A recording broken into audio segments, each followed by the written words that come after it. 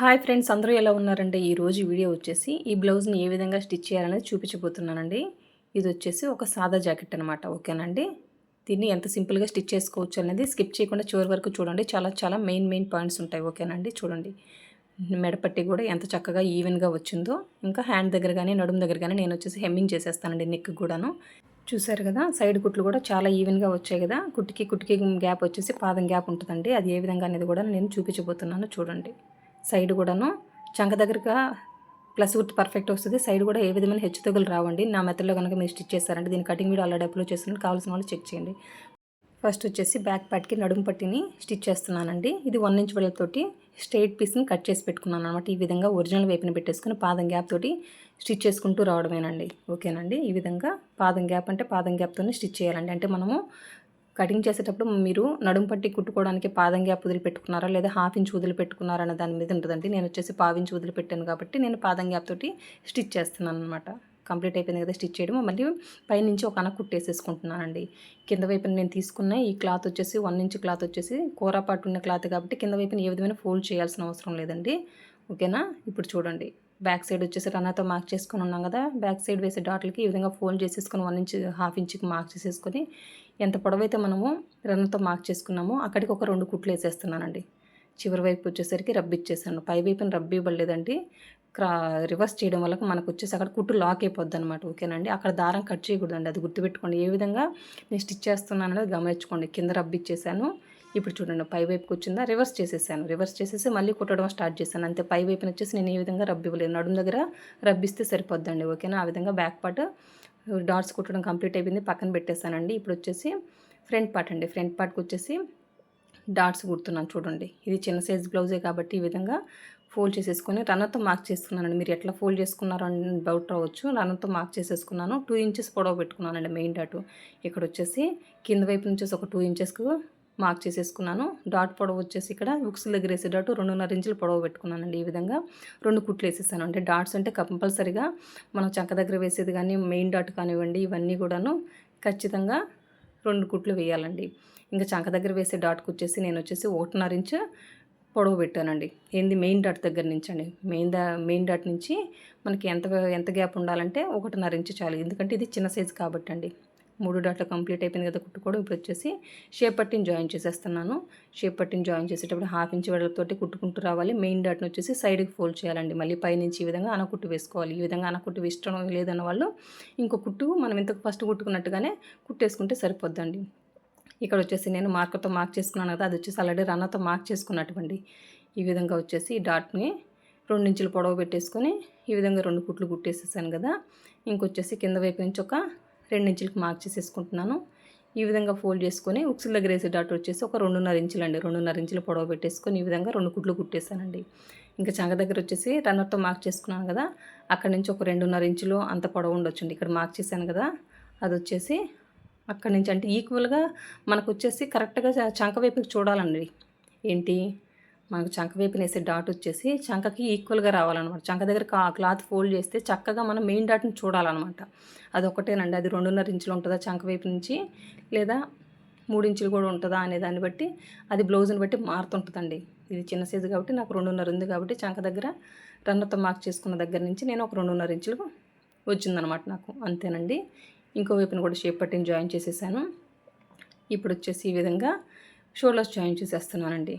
చూడండి, half inch ఖర్చు విడిచిపెట్టుకొని ఈ విధంగా బ్యాక్ పార్ట్ మీద ఫ్రంట్ పార్ట్లు పెట్టేసుకొని ఈ విధంగా 2 కుట్లు కుట్టేస్తున్నాను. చూడండి, ఈ విధంగా ఒక వైపున వచ్చేసి షోల్డర్స్ జాయిన్ చేసాం కదా, సేమ్ అదే విధంగా ఇంకో వైపున కూడాను హాఫ్ ఇంచ్ వెడల్పుతోటి షోల్డర్స్ జాయిన్ చేస్తున్నాం. ఖచ్చితంగా 2 కుట్లు వేయాలండి. ఓకేనండి. ఇది కంప్లీట్ అయిపోయింది కదా. ఇప్పుడు వచ్చేసి హ్యాండ్స్కి వచ్చేసి మనం ఒక హాఫ్ ఇంచ్ కింద కూర పట్టు విడిచిపెట్టుకున్నాం కాబట్టి దాన్ని ఫోల్డ్ చేసి కుట్టేస్తున్నానండి.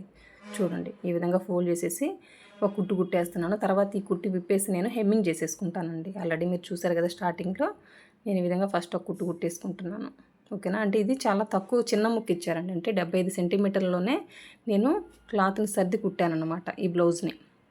ఓకేనా. అందుకనేసి నాకు కింద వైపున క్లాత్ తక్కువ వచ్చింది కాబట్టి నేను ఈ విధంగా ఫోల్డ్ చేశానండి. ఓకేనండి. హ్యాండ్స్కి కూడాను కింద వైపున ఫోల్డ్ చేసి కుట్టేసాను పట్టి.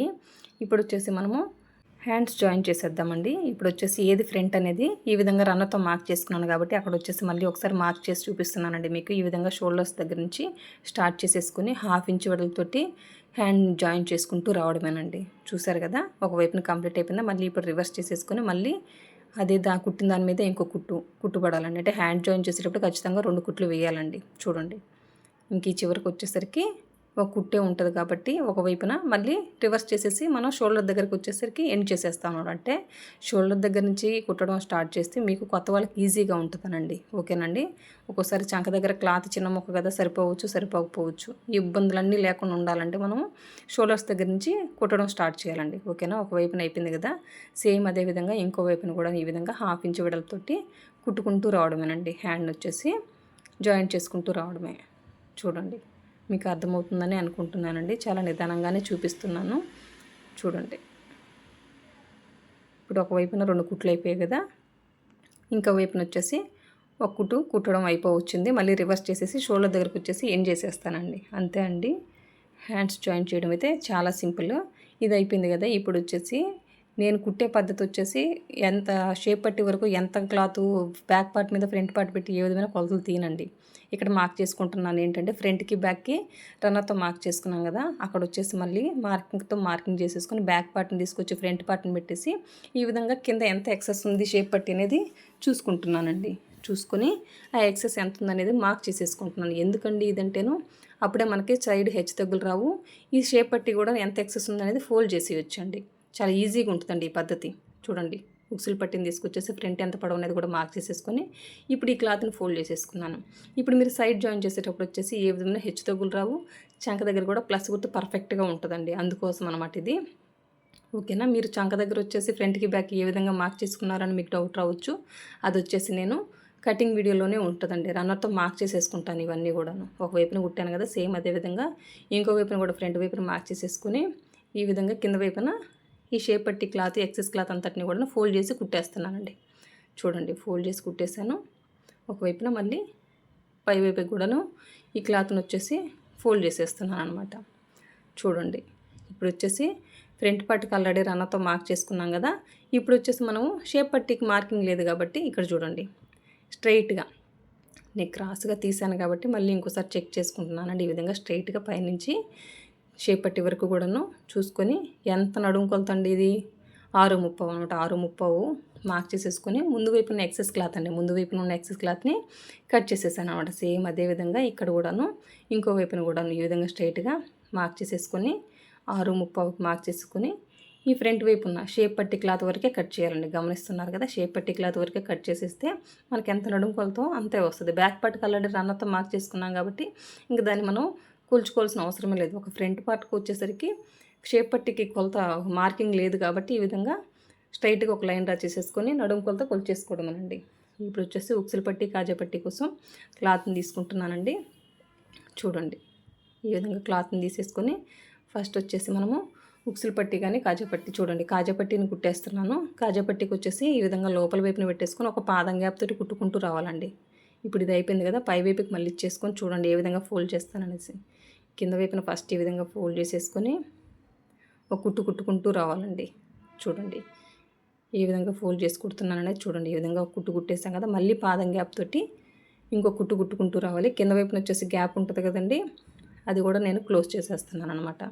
ఇప్పుడు వచ్చేసి చూడండి ఈ పైన ఉన్న ఎక్సెస్ క్లాత్ని కూడా కట్ చేసేస్తున్నాను. ఇంక తర్వాత వచ్చేసి ఇప్పుడు ఉక్సులు పట్టి అండి. ఉక్సులు పట్టి కుట్టేటప్పుడు ఈ విధంగా పై వైపున పెట్టేసుకొని ఆ 1 ఇంచ్ క్లాత్ని ఈ విధంగా ఒక కుట్టేసుకున్నాను. మళ్ళీ పైనుంచి ఒక అనక కుట్టేసేసుకుంటున్నానండి. చూడండి, ఇప్పుడు వచ్చేసి లోపలికి ఫోల్డ్ చేసి కుట్టేయాలన్నమాట. చూడండి ఈ విధంగా ఫోల్డ్ చేసేసుకొని ఒక కుట్టేసుకుంటే సరిపోద్దండి. చూస్తున్నారు కదా ఎంత సింపుల్గా అయిపోద్ది. ఈ విధంగా సాదా బ్లౌజులు వస్తే నిమిషంలో అయిపోతుందండి. నిజంగా ఒక 10 నిమిషాల్లో కుట్టేయచ్చు అనమాట. చూడండి ఈ విధంగా అయిపోయింది కదా ఇది. ఇప్పుడు వచ్చేసి పై వైపున వచ్చేసి ఈ ఎక్సెస్ క్లాత్ని కట్ చేశాను. మళ్ళీ కాజా పట్టి మీద ఉక్సులు పట్టి పెట్టుకుని ఒకసారి చెక్ చేసుకుంటున్నానండి ఏమన్నా ఎక్సెస్ ఉందా అని. నాకు వచ్చేసి లిటిల్ బిట్ వచ్చేసి నాకు ఉక్సులు పట్టి కొంచెం ఎక్సెస్ ఉందండి, అది కట్ చేసేసాను. ఇది అయిపోయింది కదా, ఇప్పుడు వచ్చేసి మెడపట్టి వేస్తున్నానండి. మెడపట్టికి కూడాను ఇది 1 ఇంచ్ వెడల్పుతోటి క్రాస్ పీస్ తీసుకున్నానండి. ఎందుకంటే ఇది రౌండ్ నెక్ కాబట్టి ఫ్రంట్ బ్యాక్ క్రాస్ పీస్ తీసుకొని ఈ విధంగా పై వైపున పెట్టుకొని పాదం గ్యాప్ తోటి కుట్టుకుంటూ వస్తున్నానండి. చూస్తున్నారు కదా, ఆ 1 ఇంచ్ క్లాత్ నేను ఏం ఫోల్డ్ చేయలేదు, అది సింగిల్ లేయరే అనమాట. ఈ సింగిల్ లేయర్ క్లాత్ తీసుకోవడం వల్ల ఏంటి అంటే మీకు ఎంత వెడల్పుతో మెడపట్టి హెమ్మింగ్ చేయాలనుకుంటున్నారో అది మన చేతుల్లోనే ఉంటుందండి. కొంతమంది మెడపట్టి వెడల్పు ఎక్కువ అడుగుతారు, కొంతమంది తక్కువ అడుగుతారు. అందుకోసం అనమాట. మీరు గమనిస్తూ ఉండండి ఏ విధంగా ఫోల్డ్ చేసి కుడతానని. మొత్తం కుట్టిన తర్వాత ఖచ్చితంగా ఘాట్లు పెట్టాలండి. ఓకేనా? ఇప్పుడు చూడండి ఈ విధంగా నేను వచ్చేసి ఒక 1/4 ఇంచ్ క్లాత్ని ఫోల్డ్ చేసేసుకొని పైనుంచి ఒక కుట్టు వేసుకుంటూ వస్తున్నాను. అంటే నేను ఒక 1/4 ఇంచ్ వెడల్పుతో క్లాత్ని లోపలికి ఫోల్డ్ చేసేసుకొని హెమ్మింగ్ చేస్తాను అనమాట. ఇప్పుడు చూడండి పైకి కనిపిస్తుంది కదా, అదంతా కూడా ఒక 1/4 ఇంచ్ అండి. పైనుంచి ఒక కుట్టు వేసుకుంటూ రావడం వల్ల లోపల వైపున కొంచెం ఎక్సెస్ క్లాత్ ఉంటుందండి. మనం 1 ఇంచ్ వెడల్పు తీసుకున్నాం కాబట్టి క్లాత్ని, ఆ లోపల వైపున క్లాత్ని ఏ విధంగా కట్ చేస్తాననేది కూడా ఒకసారి గమనించండి. ఆ తర్వాత మనం ఫోల్డ్ చేసేసుకుని హెమ్మింగ్ చేసేసుకుంటాం అనమాట. చూడండి ఈ విధంగా ఎక్సెస్ క్లాత్ అయితే వస్తుంది. దీనివల్ల ఏం ప్రాబ్లం లేదండి. మరి కుట్టు చివరి వరకు కట్ చేయకూడదు, కుట్టుకు తాకకుండా కుట్టు ముందు వరకు కట్ చేసేసుకోవాలి. ఎందుకంటే దీన్ని ఇట్లాగే ఉంచి హెమ్మింగ్ చేసేసుకుంటే ఈ ఎక్సెస్ క్లాత్ అంతా బయటకు కనిపిస్తూ ఉంటుంది, అది బాగుండదండి. అందుకోసం ఇప్పుడు చూడండి ఈ క్లాత్ అంతటిని కట్ చేసేసుకొని ఇప్పుడు చూడండి గమనించండి ఈ విధంగా ఫోల్డ్ చేసేసుకొని మొత్తం హెమ్మింగ్ చేసేసుకోవడమే. అంతేనండి, చాలా సింపుల్ అది అయిపోయింది కదా. ఇదంతా రన్నర్తో మార్క్ చేసుకున్నాం కదా ఆల్రెడీ. ఫ్రంట్కి కూడాను బ్యాక్కి కూడాను ఆల్రెడీ మార్కర్తో ఒకసారి మార్క్ చేసేసుకుంటున్నానండి. బ్యాక్ పార్ట్లో ఆల్రెడీ రన్నర్తో మార్క్ చేసుకుంది. ఫ్రంట్ పార్ట్కి ఆల్రెడీ మీరు ఇందాక షేప్ పట్టిని ఫోల్డ్ చేసే ముందు ఆల్రెడీ చూసారు కదా, ఆ మార్కింగ్ అనమాట. ఈ విధంగా ఒకసారి పిన్నులు పెట్టేసుకొని నడుము కొలత ఎంత అనేది ఒకసారి చెక్ చేసుకుంటున్నానండి. ఇవన్నీ సైడ్ జాయింట్ చేయకముందు ఒకసారి చెక్ చేసుకుంటే మనకి ఏ ప్రాబ్లము ఉండదనమాట. అందుకనేసి నేను ఈ విధంగా ఒకసారి చెక్ చేసుకుంటున్నాను. నాకైతే నడుము కొలత ఎంత ఉందో అంత కరెక్ట్గా ఉంది కాబట్టి నేను ఇప్పుడు వచ్చేసి సైడ్ జాయింట్ చేసేస్తున్నానండి. స్టార్టింగ్ వచ్చేసి ఒక రబ్ ఇచ్చేసి ఇంకా చంక దగ్గర ఫ్రంట్కి బ్యాక్కి కరెక్ట్గా మార్కింగ్ పెట్టుకున్నాం కదా, అక్కడ కూడా పిన్ పెట్టేసుకుంటే మనకి కరెక్ట్గా ప్లస్ గుర్తు వస్తుందండి. ఇంకొకసారి వచ్చేసి మనము ఆది జాకెట్లో ఎంత చంక రౌండ్ ఉందో అది ఒకసారి కొలుచుకుంటున్నానండి. ఎందుకు కొలుచుకోవాలండి ఇవన్నీ అంటేను, మనం షోల్డర్ పట్టేటప్పుడు ఎంత విడిచిపెట్టుకున్నామో అంత పట్టామో లేదో తెలీదు. కొంతమంది ఎక్కువ పట్టవచ్చు, తక్కువ పట్టవచ్చు.